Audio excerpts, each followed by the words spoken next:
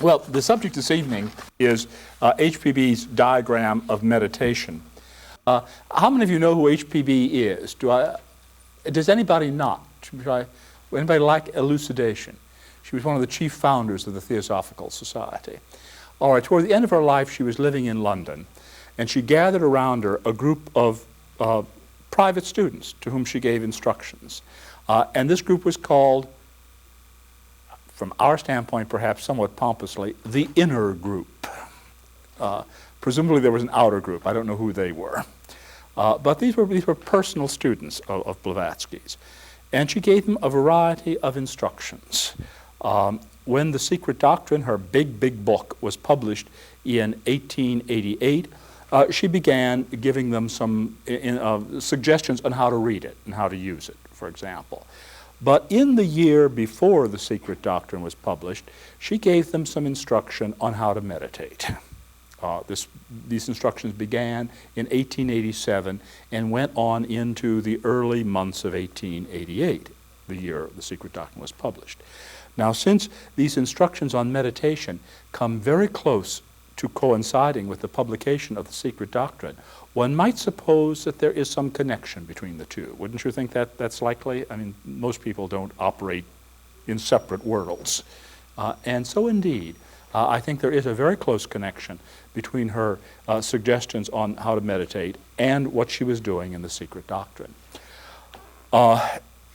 She gave them what is called a diagram of meditation. Does everybody have a copy of this, I hope? Because almost from this point on, I might be the silent speaker, and you just go read the diagram. Everything's in it. We'll go over it, and I'll try to interpret any place you can't read. It was taken down by a young man by the name of E.T. Sturdy. He was part of that inner group. He was the one who copied down the diagram and first published it.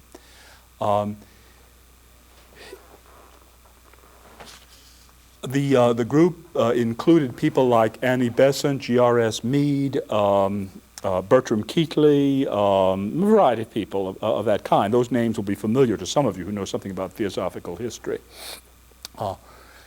HPB's, we don't know what HPB taught these personal students of hers about meditation directly. In fact, all we've got is this diagram. This diagram is all we have. None of the rest wrote down anything about it. There are some legends about it, some folklore, theosophical folklore about this. One bit of that theosophical folklore says that when Annie Besant was first studying meditation under Blavatsky, she was quite a new theosophist. She had just come into the society. And she was sitting, also, as you may know, if you know anything about Annie Besant, she was a very intense woman, right? Very highly concentrated, knew her mind, knew what she wanted, and set out to get it. So she was meditating, and she had her brows all furrowed. She was concentrating with every ounce of her being, and Blavatsky came along and put her hand on Annie Besant's shoulder and said, "My dear, we do not meditate with our blood vessels." And indeed, that's right. We don't meditate with our blood vessels. Meditation ought to be, it's concentration, of course, but it's a special kind of concentration which also involves relaxation. So it's a combination, it's an odd combination of those two things. Now, the basis of this meditation of HPB's is precisely the basis of her big book, The Secret Doctrine. She said there was one idea which was central to that big book, and that you had to understand it before you could go on to anything else in it.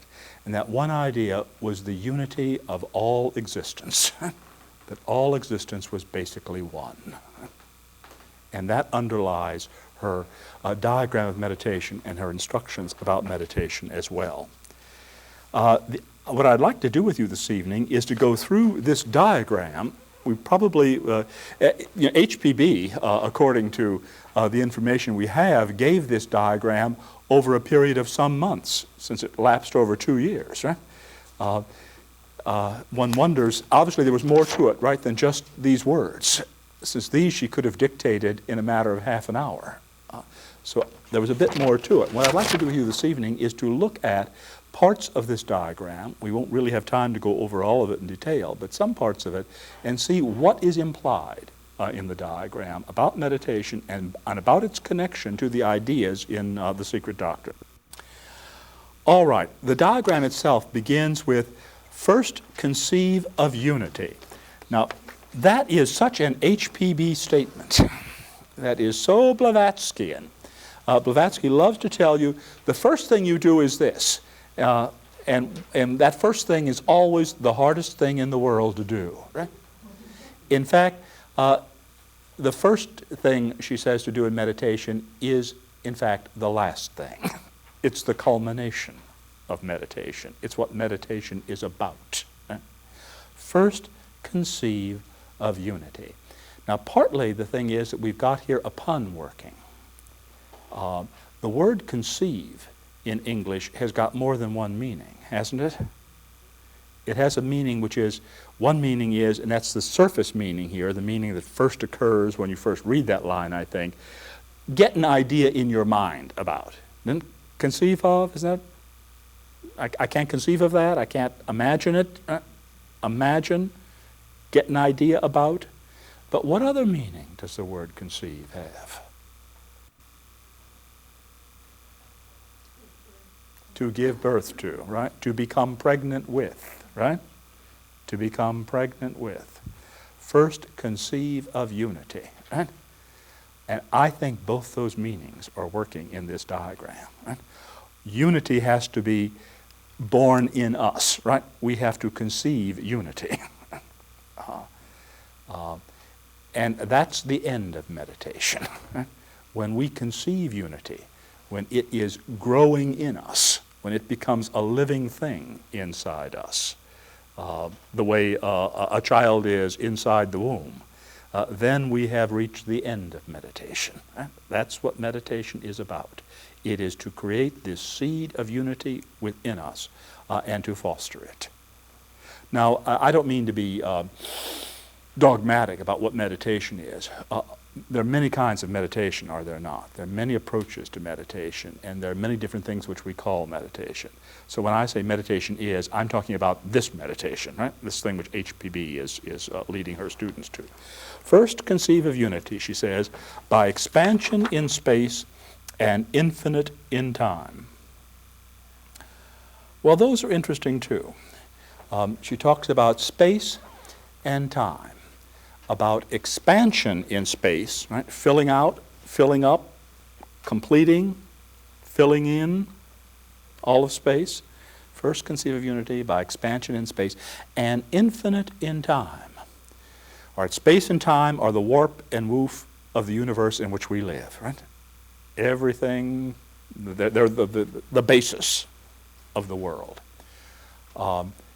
Expansion is obvious, but what does she mean by infinite in time? I think she's introducing here a theme that's going to run all the way through this diagram. We're going to see it echoing again and again and again, a kind of balance of opposites. Right? Expansion means to grow bigger, doesn't it? To grow outward. But in fact, infinite is what kind of word? Infinite is a negative word, is it not? It means not finite, right? And it's a kind of limiting word, consequently. Notice infinity is not endless time. Right? Infinity is not just time going on forever. Right? Rather, it's something else. Because if it goes on forever, it's always got limits. You just haven't reached them, right? You're trying to get to them. But this says no limits, right? So this positive and negative themes are going to run through this. And these themes we find throughout the mystical traditions of the world. If we take Judaism, for example, we take the Kabbalah. In the Kabbalah, it is said that the ultimate, the absolute, has various names. And one of the names of the ultimate, the absolute, is Ayin. And Ayin means nothing. The absolute is nothing. And another name for the absolute is Ein Sof. Ein and Ayin are two different forms of the same word in Hebrew, right? They're two different pronunciations of the same word. And Ein Sof means not limited, infinite, right? Nothing, and then without limits. And then another name is Ein Sof Or, which means the unlimited light. And as soon as we say that, we're talking about something, aren't we? About light. So the absolute is both nothing and it's everything. It is both the fullness and the void. And that idea is going to work out through this diagram too. All right, first she says, conceive of unity by expansion in space and infinite in time, either with or without self-identification. Yes. All right, she's saying it doesn't make any difference here. Her instructions for meditation are to think about the great expansion. Have any of you ever tried this? Kids sometimes do this. It's a really good exercise, as a matter of fact. Have you ever tried it? You think about where you are right now. I'm in this room, right? In this building. Expand your mind to the building. In this block, right? Or this neighborhood. In this city. In this state. In this country. Right? On this planet. In this solar system. In this galaxy. In this mega galaxy, and let your mind keep going out. Have you known little kids who do their addresses that way? Yes. You know, Tom Jones, 116 Elm Street, Wheaton, Illinois, USA, Earth, solar system. You know, kids like to play at that sometimes. Well, in kids' play, there's often some very deep insight. And Blavatsky is in effect directing people who want to follow her line of meditation to do exactly that, right? To let their minds go out in space, on and on and on. If you do that, what does that lead to? What kind of reaction do you have? Where do you stop? There is no stop, right? Isn't that? And that's our point, right? That if you go on and on, you're thinking about the unity, the oneness of everything, and suddenly there is no end to it. Right? And all that is left is the oneness. And do the same thing with time, right? This moment, today, this week, this month, this year, this lifetime. And where do we go from there? Right? Through the billions of years that we can reconstruct or we know about from science and geology, on and on. All right. In doing this, we can, she says, do it either with or without self-identification. We can think of the universe as an impersonal thing, extending in space and time, or we can think of ourselves as part of that, extending in space and time. She says it makes no difference. And that's very profound, because I am in the universe, but the universe is also in me. In fact, there's an old saying, there's an old way of representing metaphorically what happens when one attains enlightenment, nirvana, whatever it is we call that aim of our human existence. We are likened to a drop of water which merges into the sea from which it came. Aren't you familiar with that metaphor? The dewdrop slips into the shining sea. That's the way Sir Edwin Arnold put it in his great poem about the life of the Buddha. The dewdrop slips into the shining sea. And that's one way of putting it. But there's another way of putting that same idea, which is, I would suggest, equally valid. And that is that the sea slips into the dewdrop. Hmm? Which is right? Both. Of course they're both. Because there are two different ways of looking at the same thing, aren't they? The event is one. And there are two ways of looking at it. Whether you make personal identification, right, with the dewdrop and see it as becoming impersonal by going into the sea, or whether you see the great impersonality coming into the personal dewdrop. Right? And that's part of theosophical teaching too, that we never in fact lose our identity. We never lose our identity. What we do instead is to discover who we are. We may be a little confused about that sometimes. Right? But we don't cease to exist, ever. Right? Rather, we discover who we really are. All right. We're looking at these preliminary remarks on the diagram. She says, once you have done this, first conceive of unity, right? First, do this little practice, and that is a very good, this is thinking, right? This part is conscious thinking we're doing now in meditation. We used to have a little bookmark here that we published, that I think our publishing house published, which says, meditation is not what you think. Some of you perhaps remember that. Very profound little bookmark, right? Yes, it's not what you think. Right? Meditation is not thinking, right? Thinking is a preliminary to meditation. Meditation actually begins where thinking stops. Right? But Blavatsky says, first conceive, and that's part of that pun about conceive, right? First conceive of, think about, right, unity. That's where we start.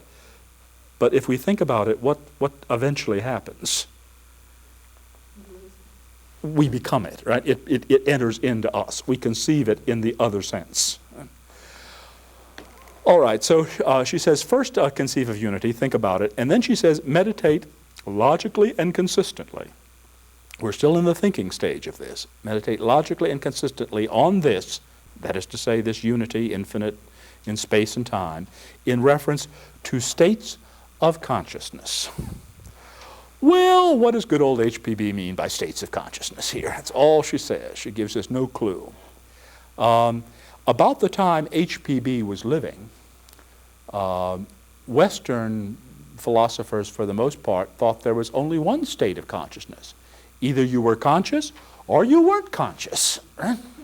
And if you weren't conscious, there was no consciousness. Isn't that sort of the traditional view? And many of us still react on that basis. We're either conscious or not. But then,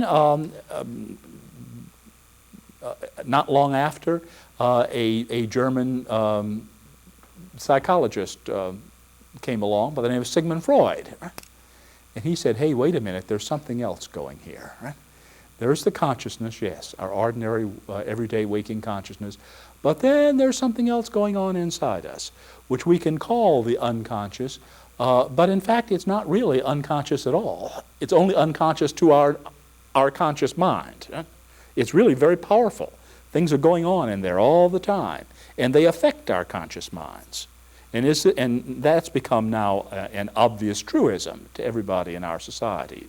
Does not the subconscious mind affect the way we think and act and our attitudes towards things? I mean, we learned that from good old Sigmund. Right. So then there were two levels, right, or two stages of consciousness, the conscious and the unconscious.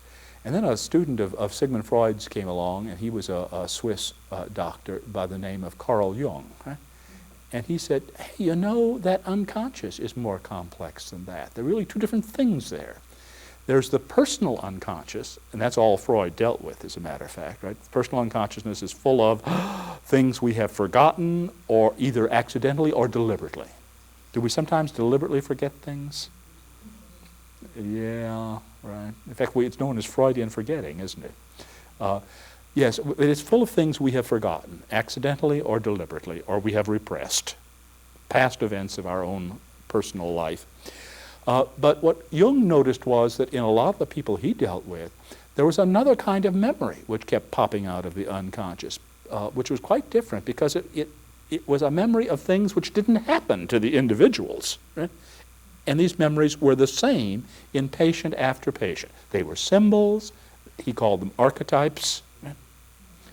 And so he dubbed this part of the unconscious the collective unconscious. And now in the Western world we had three stages, right, or conditions of consciousness, three states of consciousness. The normal consciousness, the personal unconscious, and the collective unconscious. But actually, some people had been talking about a fourth kind all along. A fellow by the name of Buck, that name familiar to some of you? He wrote a book called Cosmic Consciousness. Right? A number of people had been talking about another kind of consciousness which was different from these three, right, that Western medical authorities were dealing with, a kind of consciousness which overshadowed all of them. And it's called by various names, but we might call it simply, sometimes it is called the superconscious. And we might call it that. If the unconscious is in a sense a subconscious underneath consciousness, this is above consciousness.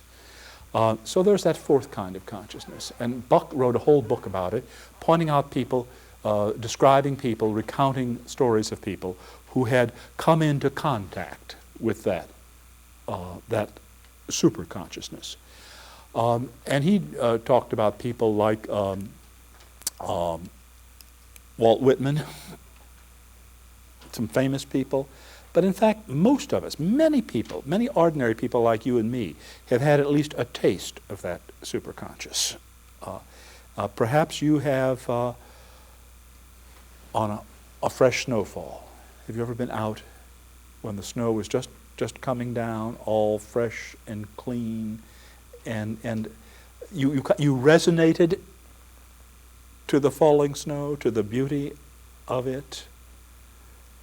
I grew up in South Florida where there was no falling snow, but I remember having this experience on a warm summer night when the sky was clear and full of bright stars, and the trees, you don't have them here, we call them casuarinas, casuarina is sometimes pronounced, or Australian pines.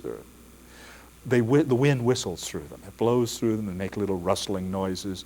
And suddenly the noise of the wind through the casuarina trees with the stars blinking behind the trees evoke a kind of response. And that response is that you are not you and they are not them. There is only a single harmonious unity, that you are the trees and the wind and the stars all at once. I see some heads nodding. I think some of you have had this, right? There are many varieties of this experience. Right? Some people get it. I've never had it from music. Some people get it from music, right? Listening to a piece of music. And suddenly you become the music, right? You become the sound. Right? You and it are one. There are various ways of experiencing this. But that, in effect, is that superconsciousness. The consciousness which is above and beyond any kind of normal awareness. All right, so we've had these four mentioned in European philosophy and medicine and science. But lo and behold, though, the old Indians over in India, right, the heathen Hindus knew about these four a long time ago. And they are described in one of the great Hindu religious works, the Mandukya Upanishad. It talks about four states of consciousness. And these will be familiar to some of you, I think. You will know about this. It describes them in terms of metaphor, right? Metaphorical terms. And that's inevitable. What is a metaphor? What do we mean by? You can tell I'm a teacher, right? You give you a little class quiz. What do we mean by metaphor? What's a metaphor? Who gets an A in the class? When you say something is, you give it a name representing something else. Exactly so. When you say one thing is something else, which obviously it's not, right? But you have seen some parallelism between these two things. Right? Ladies and gentlemen, human language is full of metaphors. Right? Got metaphors all over the place.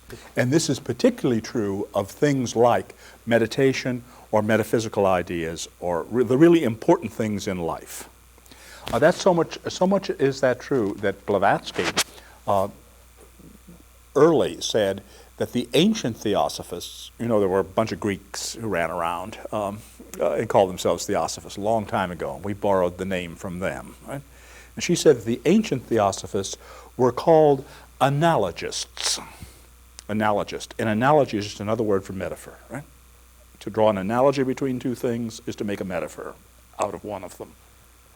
She said the ancient Theosophists were called analogists because they interpreted all sacred scriptures as myths or stories of the inner life.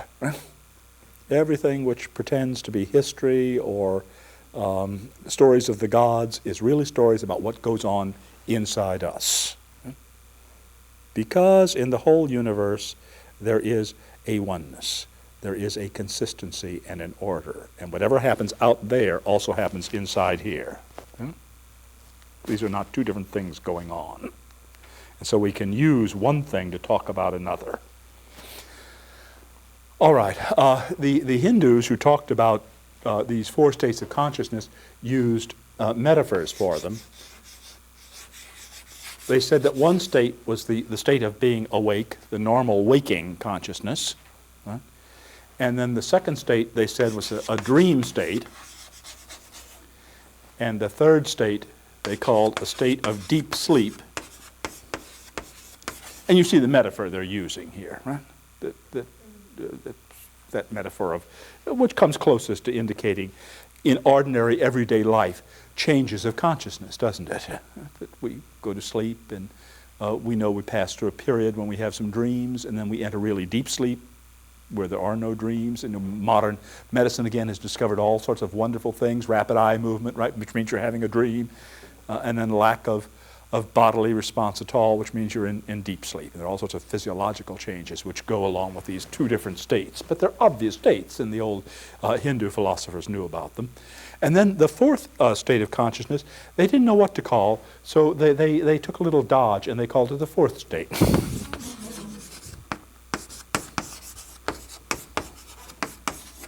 Now, these, let me suggest, these traditional Hindu four states of consciousness correspond, I think, very well, not exactly, because nothing is exact, right? But they correspond very well to what Western doctors and psychologists and philosophers eventually arrived at, except the Hindus got it about 3,000 years before, more or less, Westerners did.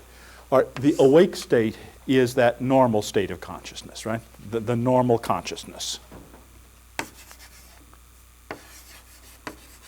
Our normal, I don't know how normal it is actually, but that's what we think of it as normal. The dream state relates to what Freud called the unconscious, or what Jung called the personal unconscious.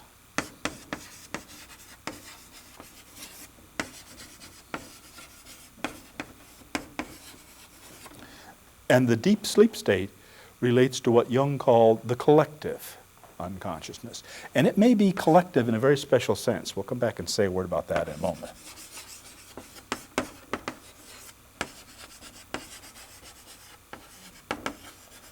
And then what does the fourth state relate to? Well, that's superconscious, right? Or cosmic consciousness, or whatever we want to call it.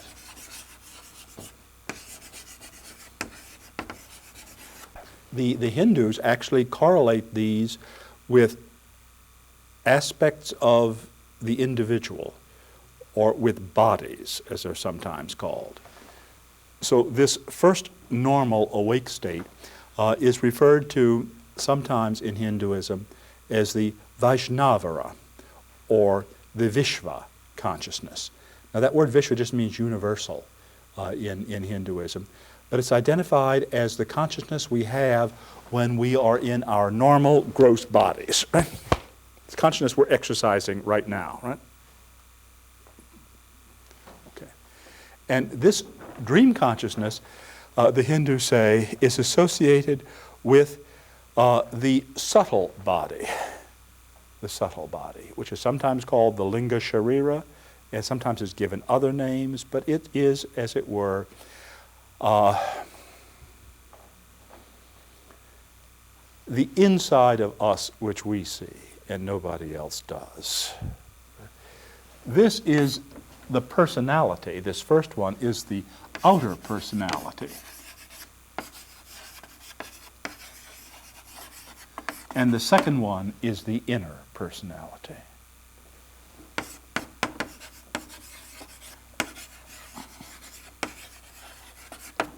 We have a face which we show other people, and then we have our concept of ourselves, which often is quite different from the face we show other people.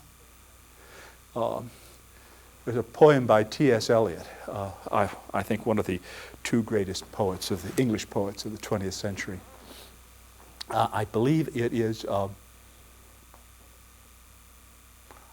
a poem he wrote called The Love Song of J. Alfred Prufrock. And the line in the poem goes like this: there will be time to prepare a face to meet the faces that you meet. Don't you think that's a pretty profound kind of statement, in fact? Don't we all prepare a face to meet the faces that we meet? But at the same time, we have our own concept of ourselves, right? We have our own view of ourselves, which is behind that mask.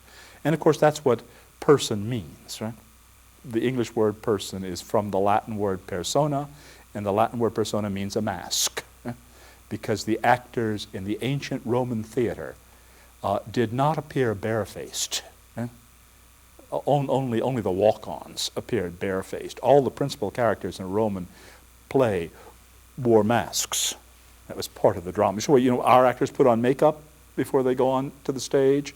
The Roman actors didn't put on makeup, they put on a mask, literally. And we've still got those masks around, don't we? Have you been in a theater? Often a decorative motif in modern theaters are two masks: the mask of tragedy and the mask of comedy, the frowning mask and the smiling mask. Well, those are remnants of the old masks actually worn by actors long ago. And so the mask is what we put on. It's a personality that we put on to face the world, and that's the outer personality. But we have our own concept of what we are behind that, and that, I think, is what is involved in this second state of consciousness. And that's not accessible to anybody except ourselves. Eh? And don't we often say, nobody understands me? The way I understand myself? Yeah. All right. The third state, deep sleep, which relates to what is perhaps the collective unconsciousness, is said by the Hindu philosophers to correlate with something they call prajna or buddhi. Prajna means wisdom, and buddhi means understanding. Right? It correlates with something we call in Theosophy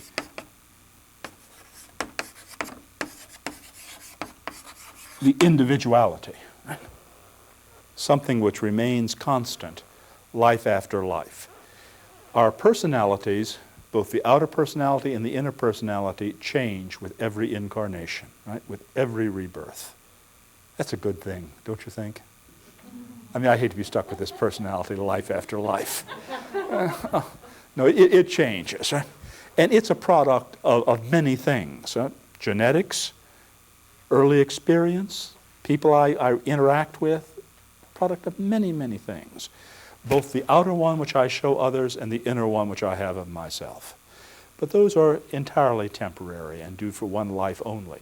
Whereas this thing, this individuality, this buddhi, this prajna, this wisdom, this deep sleep, this collective unconscious, abides for life after life after life and is the source of all of our personalities.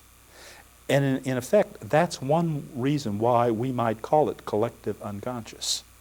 What I'm doing here is changing what Jung meant by collective unconscious, but I think it's a fair change to make. By collective unconscious, Jung meant something which is common to all members of the species, or perhaps ultimately to all living beings. Right?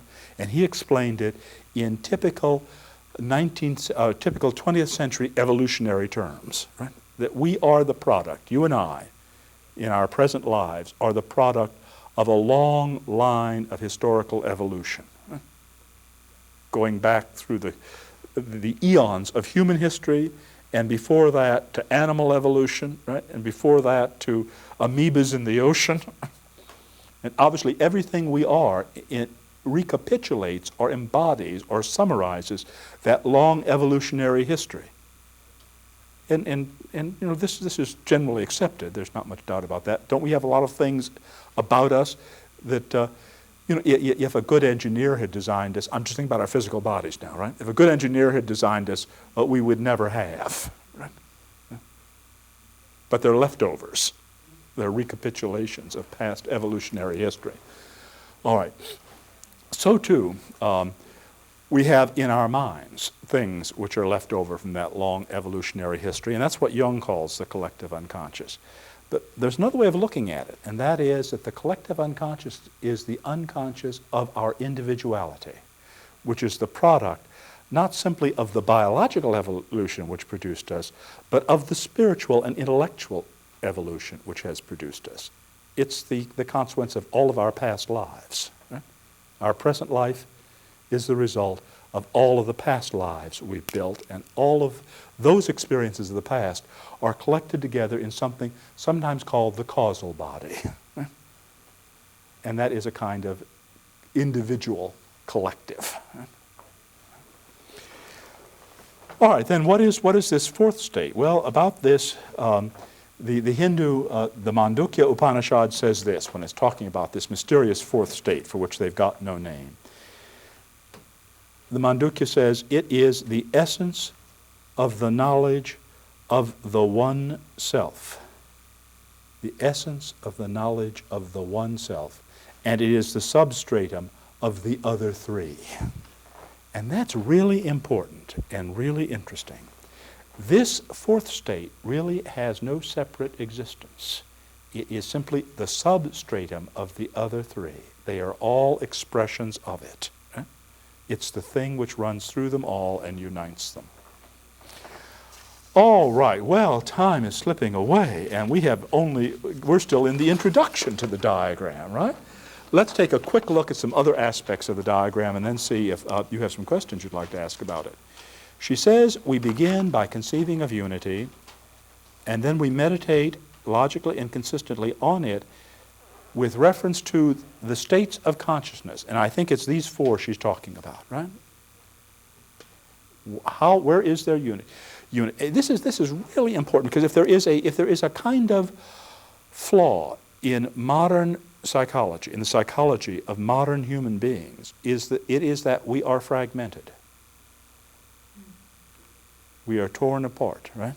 We are disconnected. Right? And the thing to do is to get reconnected, right? To be made whole, right? Again. All right, and it's easy to see the unity here, because this is, as the Mandukya says, the essence of the knowledge of the one self. Right? It's where unity shines through most clearly. But it is also, the Mandukya says, the substratum of these. Right? So that if there's unity here, there's unity here and here and here, right? Even in my outward dealings. She says, then, there are three stages to this. First, meditate on unity. Second, think about it with reference to these four states of consciousness, how unity runs through all of them. And then she says, third step, then the normal state of our consciousness must be molded by acquisitions and deprivations. And she lists some specific ones here. Now, what she's talking about here is something which is very familiar as a kind of basic meditation exercise. How many of you are familiar with a basic exercise in meditation which says you get very quiet, you calm yourself, you sit still, and then you say to yourself, I am not this body. I am not these emotions. I am not this mind and these thoughts. Are you familiar with that little exercise? And it's a good exercise. It's an exercise in deprivation, right? What you're doing is denying, sloughing off, right? But I believe it's very important, and I think it's implicit in what HPB said, you should never do that exercise alone, by itself. There's another half to it, and the other half is acquisitions. If you're not all of those things, what are you? What am I? And you can take that same little exercise and turn it around and do it the opposite way. You can say, I am this body, but I am more than it. I am these emotions of joy, of happiness, of anger, of frustration, but I am more than them. I am these thoughts these foolish thoughts that flit through my mind and distract me, but I'm more than them. Right? And this is adding on. Right? This is going into the fullness, right? Rather than into the void. Both kinds of exercise are important. Both are necessary. And that's implicit in this diagram. All right, now we won't have time to go over all of the specific acquisitions and deprivations, but let me give you a little hint. And you can take this diagram and see if you can work out this hint on your own. And believe me, it's worth doing. All right? It's worth thinking about this. There are how many acquisitions? It's the columns which are important, because within each column she's simply developing ideas further. How many columns are there under acquisitions? 3. All right, that's the higher triad, right? The upper 3 principles of the universe and of the human being. Now, if you look at deprivations, you might think, how many columns are there? Ah, good. Somebody knows the right answer. You might look at it and think there are 5, but they're not, because 2 are associated. See, 2 are linked, and there are really only 4. Right? And these 4 correspond to the 4 lower principles, right, of the universe and of the human being. And actually, this works out just beautifully. The first one on the left in acquisitions is Atma, the one self. The middle one in acquisitions is Buddhi, wisdom, discrimination. The rightmost one under acquisitions is Manas, the mind. And then if we move into the 4 lower ones, the associations are a little harder to see, but I believe they're pretty clearly Kama, right? the desire principle, and then something which is called the Linga Sharira, or inner form. I'm using sort of old theosophical terminology here, and the third one is the vital principle in us, sometimes called prana. And the last one is the body, the sensation one. So in fact, these acquisitions and deprivations correspond to the human principles. And they're even sorted out properly, because what is it that HPB talks a lot in another little book she wrote very near the end of her life, called, appropriately for the topic announced for this evening, a little book called The Voice of the Silence. Yeah? The Voice of the Silence. And she says in that that's a spiritual guidebook, a guidebook to the spiritual journey. And she says in it that the important thing is, she doesn't say it in these words, but this is what the book is about, I think. The important thing for us to do is to come to know who we are, right? To identify ourselves. And what we have to be careful is that we don't identify ourselves with the body, the vital principle, right? The life principle, with the organizing principle in us, or with the desires, with these 4 lower things. They are what need to be deprived. What we must identify ourselves with instead is the mind, and this is not just the ordinary monkey mind, which really is another aspect of those lower ones, but the great principle of manas, or intelligence, the insight, or buddhi, and the principle of oneness, atma, of spirit in us. We must acquire identification with those. If you will look at these, it works out really well. And because of the lateness of the hour, I'm just going to point out 1 or 2 things more very quickly, all right, that you might think about. In the very first one, she says, the first of the acquisitions, perpetual presence in imagination in all space and time. This, of course, follows directly from what she said up top, right? This is what we're doing, getting this sense of we are everywhere, we are at all times. Now, obviously, if I'm everywhere in all times, that doesn't mean this personality, right? This personality is purely transitory, temporary, limited. It ain't going to last.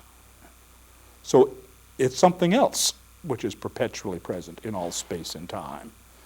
And it's that something else which is really me. And from this, she says, from this originates a substratum of memory. If we do this, if we imagine ourselves as united with the universe, with all space and time, this will create a substratum of memory which does not cease in dreaming or waking. If you work at something, you incorporate it into you. This notion, this idea, this concept of oneness with the universe will become a permanent part of the background of your thinking about things. And she says its manifestation is courage. And isn't that important? Because aren't we afraid, in some sense, of life? All of us. And this gives us the ability to respond. And it's particularly interesting, let me point out a particular association which I'm sure is there. I'm sure HPB was aware of. Some of you know the great Hindu epic poem, the Bhagavad Gita. And the central character in that, the central human character, is a fellow named Arjuna. And he has to fight in a war, and he doesn't know what to do, and he's really discouraged, and he's despondent and despairing, and he loses all courage. He sinks down onto the floor of his chariot, and he just can't even stand. Right? He's utterly drained of courage. Now, what is it that Arjuna, we don't have time to go into that poem, right? But what is it that Arjuna learns in the course of that poem which gives him courage? Because at the end of the poem, he's fine again, right? He has the courage to go out and fight. And this poem is probably historical in basis, but it's obviously a metaphor, right? For the battle of life. Right? What is it that gives him courage to go out again? What does he learn? Well, in the course of the poem, what Arjuna learns is who he is. Right? That most important thing of all to find out. And what Arjuna learns is that he is Krishna. Right? The divine manifestation. Right? The divine is symbolized by, embodied in this figure of Krishna with whom Arjuna carries on a conversation all the way through the poem. And he learns that he and Krishna are really one. They are one and the same. Right? They have a unity. And that gives him the courage. So that's, the Gita is talking about exactly the same thing. All right. Well, we could go on and look at other things under each of these seven columns, these 3 acquisitions and 4 deprivations. But I think that I will leave that to you, and I'll make only one other comment. And this is, there are 2 notes, one at the bottom of acquisitions and one at the bottom of deprivations. And we might just look at the one at the bottom of acquisitions. Acquisition is completed by the conception. And there's that word again, right? By the conception. I am all space and time. Who am I? I'm not John Algeo. With particular family experience and education and occupation. No, that's a temp. Who am I? I am all space and time. I am part of the oneness. And that's the point at which we have 4th state awareness. We recognize the unity. And then it's really the last sentence that I wanted to call to your attention. Beyond that, it cannot be said. What lies beyond that? The voice of the silent speaker, the silence. Beyond that, there is no more verbalizing. And this is one of the ways in which this diagram of meditation ties in very well to HPB's great work, The Secret Doctrine. To this same group of students whom she taught how to read The Secret Doctrine, she said, don't sit down and read that book beginning with the first page and reading through to the last. She said, if you do it that way, you're only going to end up confused. And she was right. I've read it that way.